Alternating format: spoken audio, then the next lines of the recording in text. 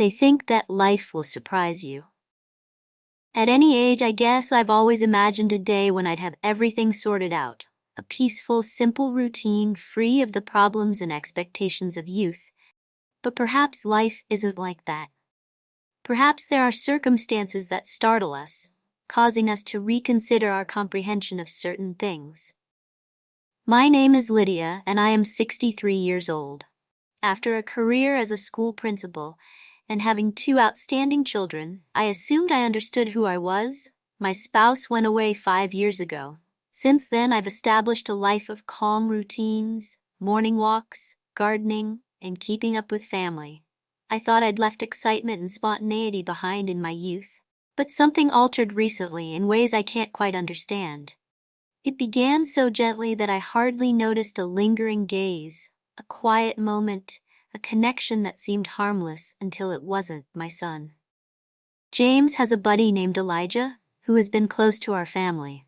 For many years, he was like a son to me, someone I had always trusted and respected, but something changed in the span of one day. There was stillness between us that felt strange, like something unspoken that neither of us knew how to confront. Looking back, it's hard to comprehend how a lifetime of stability and self-assurance could suddenly feel so fragile and vulnerable to doubt, leaving me to ponder what transpired that day and why I'm still contemplating. This is my tale. But my life isn't my narrative, is not exceptional, yet it is pleasant. I like it that way. After over 30 years as a school administrator, I decided to retire, intending to finally have some peaceful time with my spouse, Arthur. He passed away 5 years ago. He was a solid, compassionate man, and despite our differences, we loved one another dearly. Losing him was difficult, but I found strength in everyday routines and tight ties with our children, particularly my son, James. James, 35, is dependable. Arthur and I have had a wonderful engineering career, and his steadiness and focus remind me a lot of Arthur's. Elijah is considerate and courteous, with a quiet, contemplative nature that makes people feel comfortable around him. I've always felt very fortunate to see James and Elijah remain close over the years. Elijah's presence brings a different energy to the house, a steady calmness that I appreciate. After finishing up some gardening, I decided to reward myself with a cup of tea and a relaxing day at home. James was out of town for a meeting and the house was quiet. Just as I was about to drop into my chair, I heard a knock on the door. I remarked, "Elijah, it's great to see you so excited about the unexpected visit. If you are not in a rush, please come inside and feel free to remain."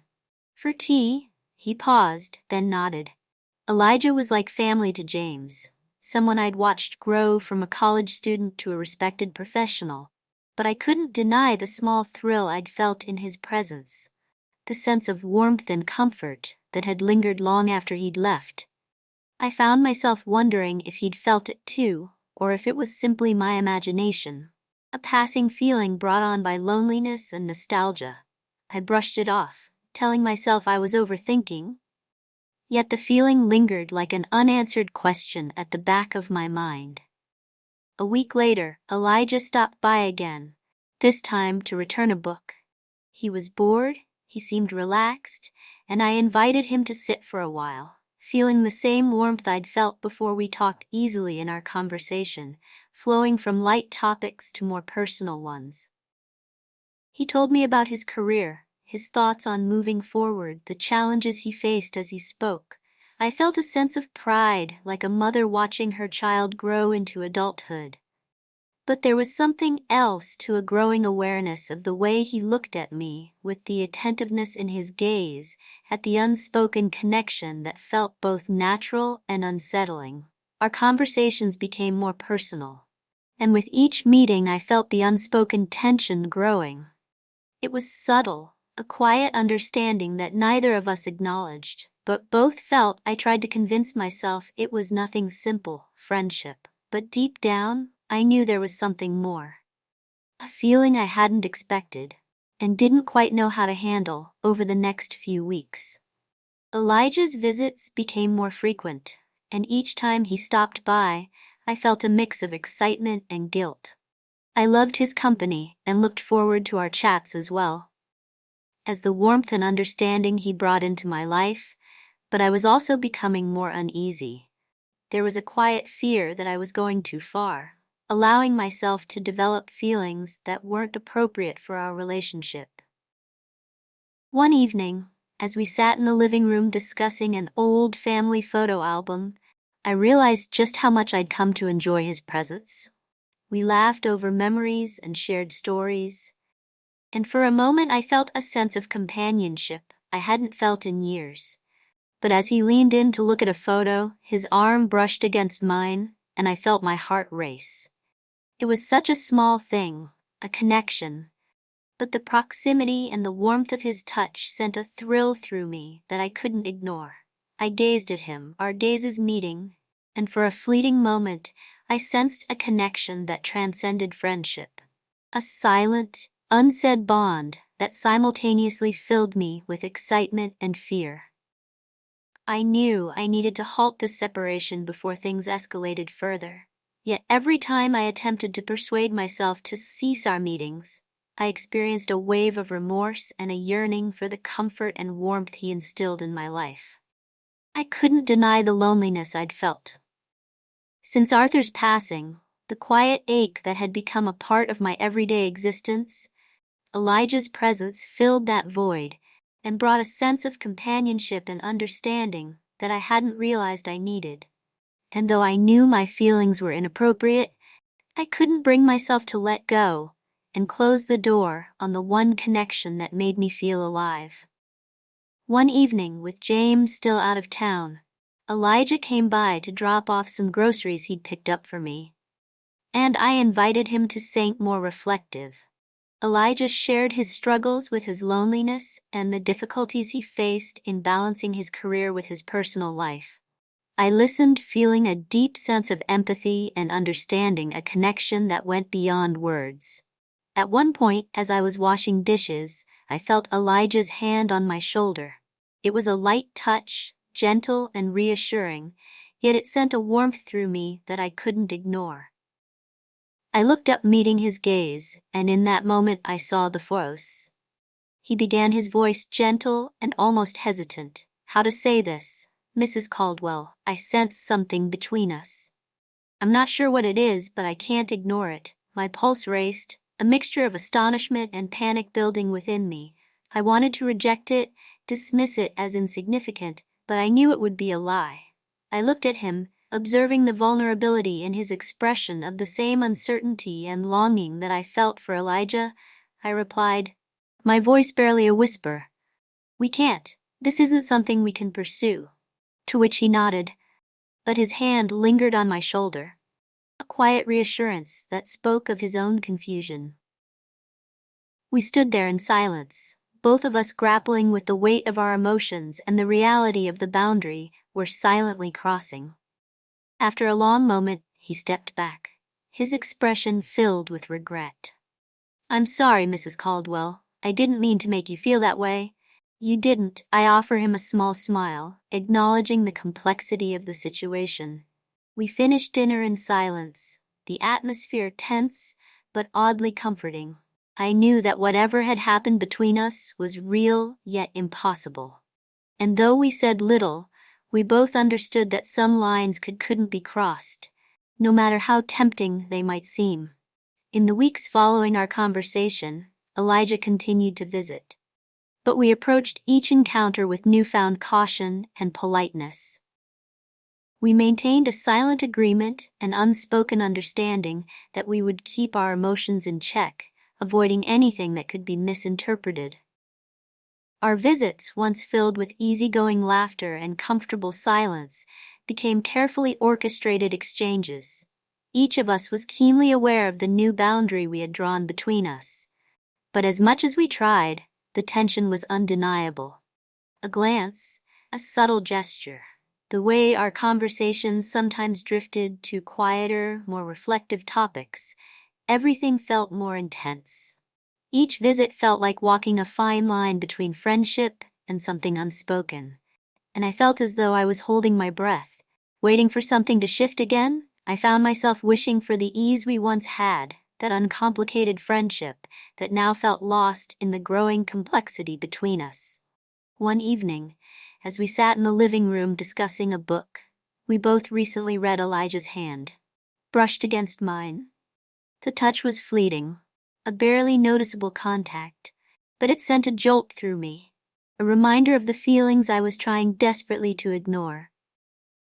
I glanced at him, our eyes meeting in a way that felt both tender and charged, meaning he quickly looked away. But the silence that followed was filled with an unspoken understanding that we were both struggling to maintain our resolve, as much as I tried to remind myself that this was just friends. I'd gotten connected to these times as well.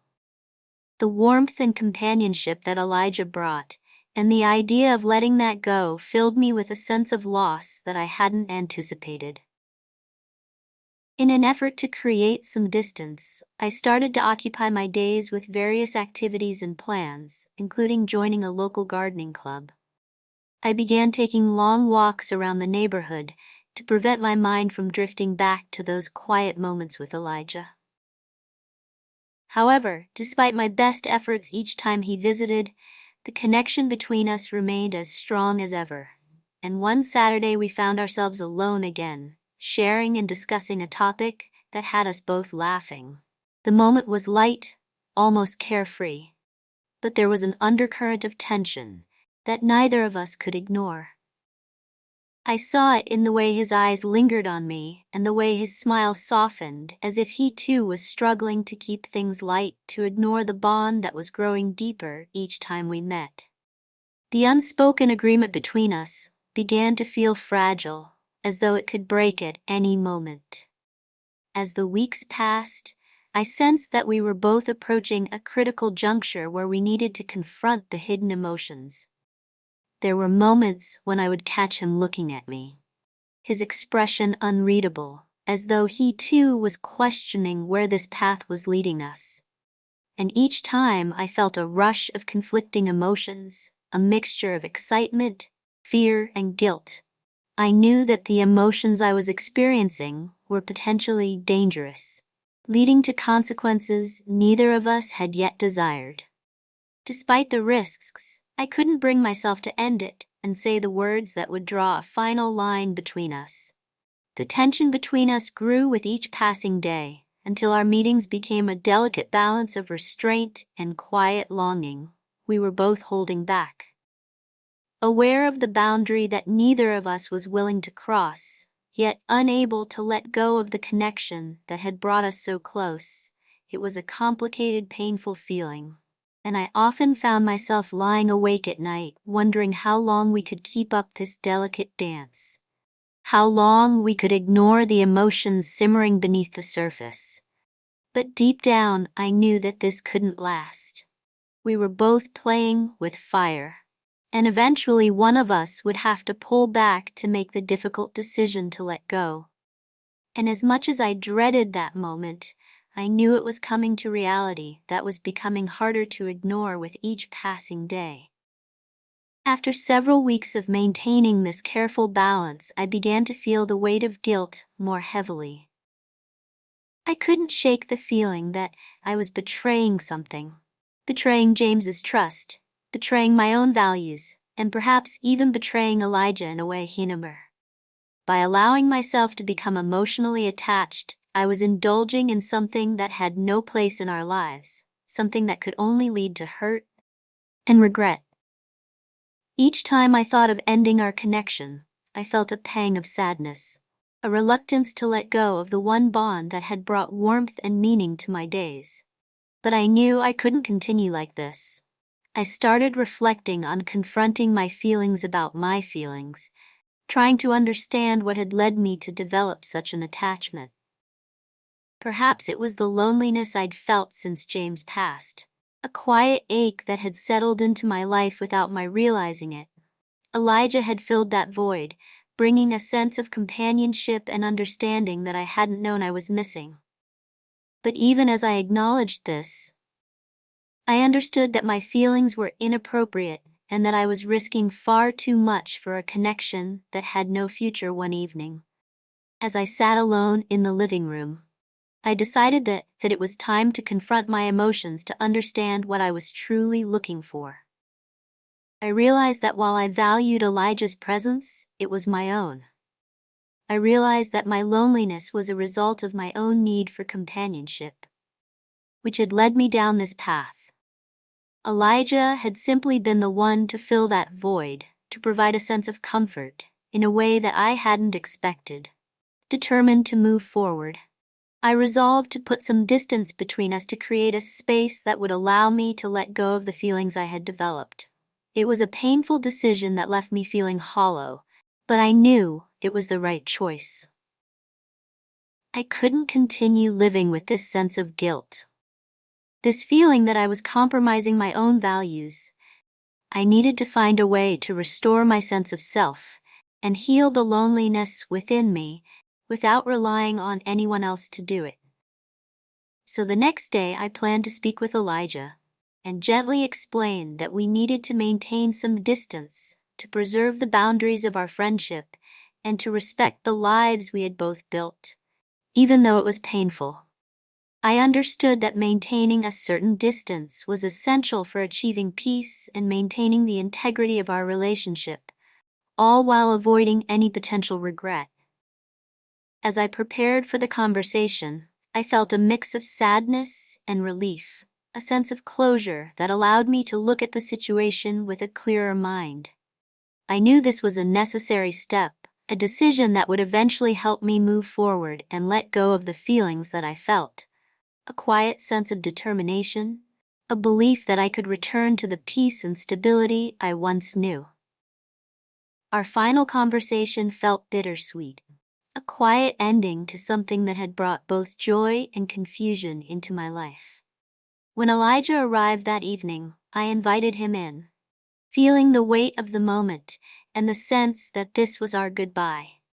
We sat in the living room, each of us conscious of the tension between us and the feelings that had been building over the previous several months. I fought to find the words to communicate what I was feeling without hurting him or complicating matters more. Elijah, I began, my voice gentle but steady. I've been thinking a lot about everything about our connection, and I believe it's best if we create a bit of space. I've valued our friendship so much, and I don't want to lose that, but I also don't want things to become more complicated.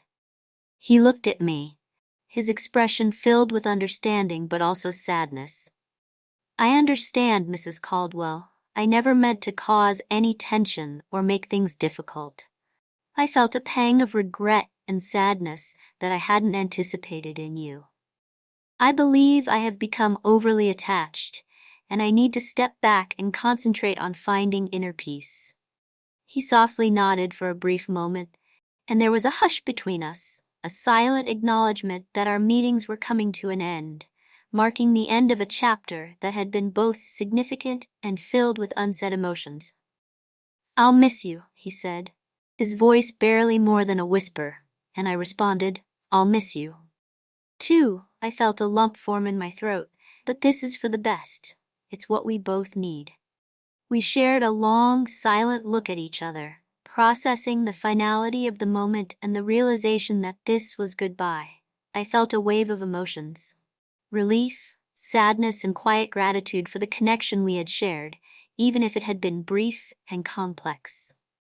As Elijah rose to reflections, he gave me a gentle hug and a warm, comforting embrace that felt like a farewell to everything we had shared. When the door closed behind him, I felt a sense of emptiness, a hollow ache that I knew would take time to heal. But I also felt a quiet strength, a sense of peace that I hadn't felt in weeks, confident that we had made the right decision and both taken a step toward preserving our lives, our values, and our integrity in the days that followed. I found myself reflecting on our bond in the moments that had brought us close, and the emotions that had threatened to pull us apart.